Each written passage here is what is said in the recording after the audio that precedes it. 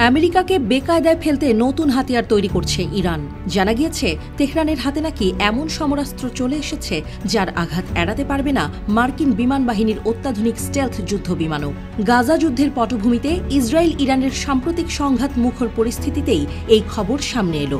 নতুন এই হাতিয়ারের নাম বাভার 373। কিন্তু কি এই বাভার 373?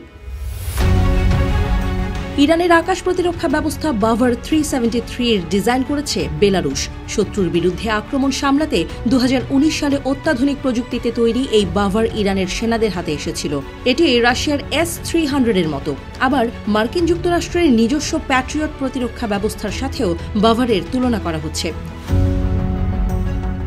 বাভার 373 একটি কমান্ড যান। এতে রয়েছে অনুসন্ধান রাডার, এনগেজমেন্ট রাডার এবং 6টি পর্যন্ত লঞ্চার। F-35 কে আটকাতে পারবে?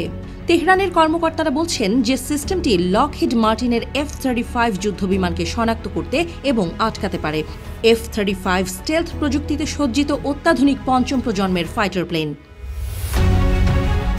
বাভার 373 কিভাবে কাজ করে? আর্মি রেকগনিশন.com এর রিপোর্টে বলা হয়েছে, অস্ত্র সিস্টেমটি ডিজাইন ও তৈরি করা হয়েছিল বেলারুশে। নিউজ 18 অনুসারে বাভার 373 প্রথম 2019 সালে ইরানের সশস্ত্র বাহিনীতে মোতায়েন করা হয়। কর্মকর্তারা বলছেন, এটি প্রথম দেশীয়ভাবে উৎপাদিত দূরপাল্লার ক্ষেপণাস্ত্র প্রতিরক্ষা ব্যবস্থা। তেহরান 2010 সালে এর কাজ শুরু করে। বাভার 373 সায়াদ 4B surface two air missile ব্যবহার করে। নিউজউইক জানিয়েছে যে ইরান 17 এপ্রিলের সামরিক কুচকাওয়াজের সময় বাভার 373 এর সর্বশেষ সংস্করণ প্রদর্শন করেছে। নিউজউইক ইরানের সামরিক ওয়েবসাইটকে উদ্ধৃত করে বলেছে, বাভার 373 এর পাল্লা 299 কিলোমিটার অতিক্রম করেছে। এতে বলা হয়েছে, বাভার 373 120 কিলোমিটার উচ্চতায় পৌঁছাতে পারে।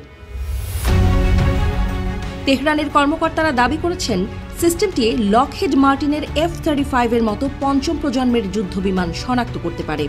এই অত্যাধুনিক বিমানগুলি রাডার শনাক্তকরণ এড়াতে স্টেলথ প্রযুক্তি দিয়ে সজ্জিত। ইরান ইন্টারন্যাশনাল.com এর মতে বাভার 373 হেলিকপ্টার, ড্রোনের পাশাপাশি অ্যান্টি রেডিয়েশন, ব্যালিস্টিক এবং ক্রুজ ক্ষেপণাস্ত্র খুঁজে বের করে ধ্বংস করতে পারে। আল জাজিরা কিছু রাষ্ট্রীয় গণমাধ্যমের উদ্ধৃতি দিয়ে বলেছে, বাভার 373 এর ক্ষমতা বিশ্বের শীর্ষ প্রতিরক্ষা ব্যবস্থা S-400 এর সমতুল্য।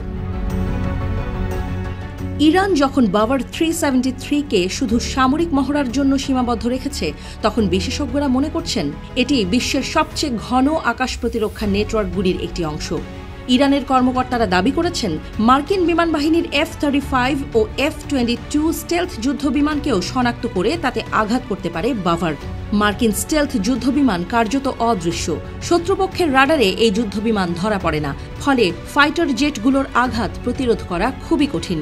বিশেষজ্ঞদের মতে, আমেরিকার এই অত্যাধুনিক যুদ্ধবিমান প্রতিহত করতেই বাভার আকাশ প্রতিরক্ষা ব্যবস্থাকে আরও শক্তিশালী করেছে ইরান।